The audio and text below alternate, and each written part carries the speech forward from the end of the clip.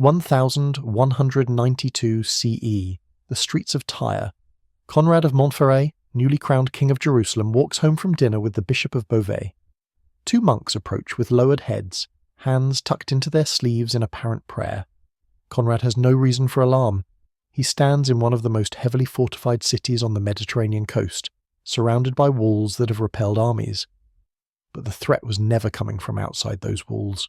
In the space of 3 breaths, both monks have closed the distance, and something small flashes from beneath rough wool. Conrad staggers, touches his side, and finds a wound no larger than a thorn prick. Within minutes, the King of Jerusalem is dead. His assassins carried no swords, no daggers long enough to draw attention. What they carried changed how the Crusaders built castles for the next century. The Frankish lords who carved kingdoms from the Levant believed they understood warfare. They had grown up studying siegecraft, memorizing the defensive principles that had kept European nobles alive for generations. Thick walls stopped arrows, heavy doors resisted battering rams, height gave archers advantage, every military challenge they assumed had an architectural solution. But the Hashashin presented a problem that no castle designer in Christendom had ever contemplated.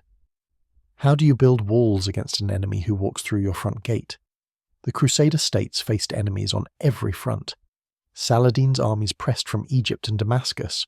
Local emirs contested every mile of territory. But these were conventional threats, the kind that siege engineers understood. You built higher walls, deeper moats, thicker gates. The mathematics of defence had been refined over centuries. 10 men on a wall could hold against 100 below. Stone resisted fire. Height multiplied the killing power of every bowman. The great fortresses rising across the Latin East, Krak Chevaliers and Kerak and Margat, represented the pinnacle of this thinking. They were essentially invulnerable to direct assault, and yet their lords kept dying. The problem was not enemy armies. The problem was a single man, sometimes 2, who arrived not as soldiers but as servants, merchants, monks, even trusted guards. The Hashashin, that enigmatic sect based in the mountain fortress of Alamut, had spent a century perfecting the art of patient elimination. Their targets were not cities or armies but individuals, and against an individual no castle wall mattered at all. What made the Hashashin uniquely terrifying was their weaponry of choice. While assassins throughout history had relied on the dagger or the bow, the Nizari practitioners understood that successful assassination required getting close enough to guarantee the strike. This meant their weapons needed to be invisible until the moment of use.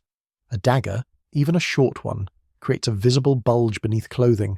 It requires a drawing motion that alerts guards. It demands a follow-through that takes time. The Hashashin needed something faster, smaller, and utterly concealable. What they developed were needle-thin blades, some reportedly no longer than a finger, treated with toxic compounds that could fell a man with a scratch. The manufacturing of these instruments remains partially mysterious because the Hashashin themselves left few records, and what they did leave was largely destroyed when the Mongols sacked Alamut in 1256. But archaeological fragments and contemporary accounts, particularly from the chronicler Atamalik Juvaini, who witnessed the Mongol conquest, suggest a sophisticated understanding of both metallurgy and toxicology. The needles were forged from high-carbon steel, possibly Damascus steel acquired through trade networks, then ground to a point fine enough to pass between the links of chainmail. Some were single-pointed, designed for a direct thrust. Others reportedly featured a hollow channel along which poison could be applied without contaminating the user's hands. The toxins varied by target and region. Accounts mention compounds derived from wolfsbane, hemlock, and various plant alkaloids native to the Persian highlands. A skilled Hashashin could carry a dozen such needles hidden in the seams of a garment, the lining of a shoe, even the binding of a religious text. The genius was not just concealment but psychology. A dagger attack might be survived, a sword wound could be treated, but a poisoned needle introduced doubt into every interaction. Was that accidental brush in the marketplace an attack? Did that new servant linger too long while pouring wine? The weapon's true effectiveness lay not in how many it actually struck down, but in how many it forced to live in perpetual fear. Consider the assassination of Raymond II, Count of Tripoli, in 1152. Raymond was a veteran crusader, survivor of multiple battles, protected by personal guards and resident in a fortified city. Contemporary accounts from William of Tyre describe how attackers disguised as petitioners approached him at the gates of his own castle. The strike was so swift that guards standing mere feet away could not react. Raymond fell from what appeared to be minor wounds. He was dead before physicians could examine him. The weapon was never recovered, which fits the Hashashin practice of using implements small enough to be discarded immediately or even swallowed to prevent identification. If you're finding this exploration of medieval assassination countermeasures interesting, consider subscribing. These forgotten details of fortress engineering deserve more attention than they typically receive. The response from Crusader architects was unprecedented. Beginning in the mid-12th century, castle designs across the Latin kingdom began incorporating features that had no precedent in European military architecture. The most notable were hidden chambers, small rooms accessible only through concealed passages that allowed a lord to sleep somewhere other than his known bedchamber. The castle of Kerak, extensively modified after Baldwin of Ibelin took control, included a network of narrow corridors between walls that allowed trusted guards to move unseen. The point was not defense against siege, but defense against infiltration.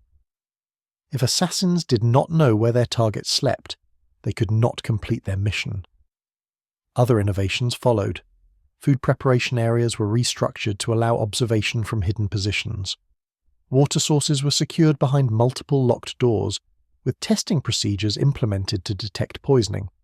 Some chronicles mention the introduction of body searches at castle gates, a practice that would have seemed absurdly paranoid to European nobles, but became standard in the Levant. The architecture itself became a weapon of counterintelligence. False doors led to dead ends where intruders could be trapped. Stairways were deliberately narrowed to prevent more than one person passing at a time. Certain castles installed metal grates at key choke points that could be dropped instantly if an alarm was raised. Compare this to contemporary approaches in the Islamic world, where assassination was also a recognized threat, but architectural responses differed substantially.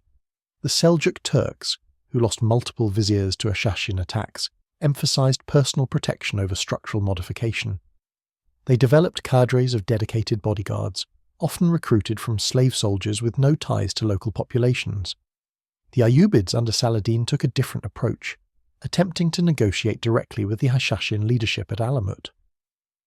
When diplomacy failed, Saladin reportedly survived at least 2 assassination attempts through a combination of luck and the intervention of alert guards.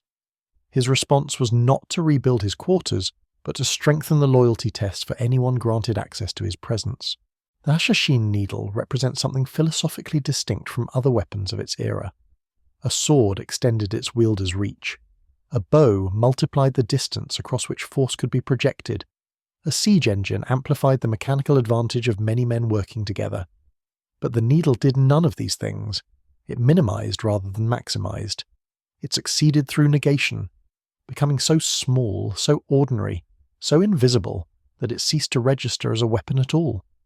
This conceptual innovation arguably influenced weapon development for centuries afterward. The later European development of concealed blade weapons, from the misericord to the stiletto, followed similar principles of concealability over striking power. Production numbers for Hashashin needles are impossible to verify. The sect operated for nearly 2 centuries, from the 1090s until the Mongol destruction of Alamut in 1256. Conservative estimates suggest their peak membership included perhaps 1,000 trained fidei, the dedicated assassins who actually carried out attacks. If each carried multiple concealed weapons, several thousand such needles may have been produced. But the psychological impact far exceeded the actual number deployed. The mere rumour of Hashashin presence was sometimes enough to force target lords into seclusion. Records from the Crusader period, fragmentary as they are, suggest that assassination concerns influenced at least a dozen major castle renovations between 1150 and 1250. The architectural historian T. E. Lawrence, better known for other pursuits, but originally trained in medieval fortifications, noted that certain features of Crusader castles made no defensive sense against conventional attack, but perfect sense as anti-assassination measures.